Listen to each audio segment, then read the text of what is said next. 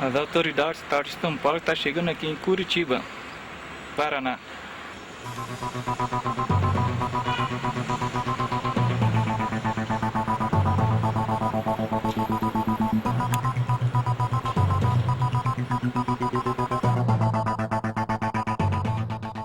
As autoridades do estado de São Paulo vão chegar aqui no aeroporto internacional de Curitiba.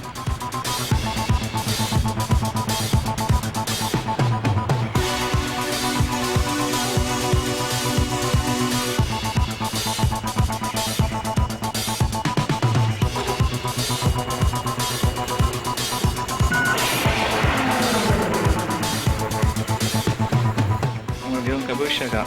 Agora todo mundo vai para o palácio do governador do estado do Paraná.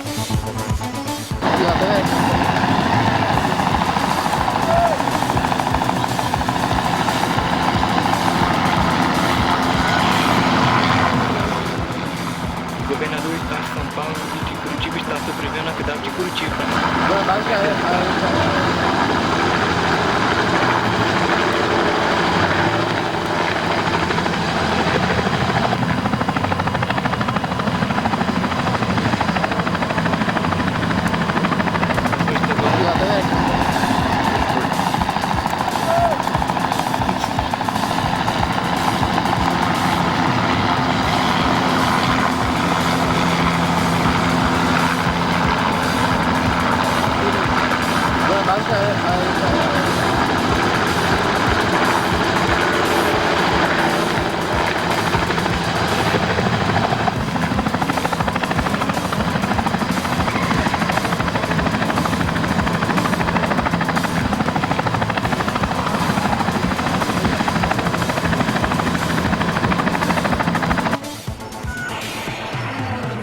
Está inaugurando nesse momento, no dia 13 de julho, no ano 2010, aqui em Curitiba, no Paraná, o prédio do Ministério Público do Estado do Paraná.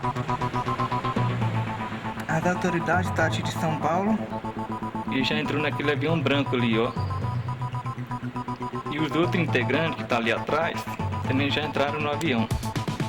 O carro prefeito de Curitiba, o helicóptero da Polícia Rodoviária Federal. O estado de São Paulo veio pra cá, vai ter segurança. Tá ali o helicóptero da Polícia de Curitiba, o Exército.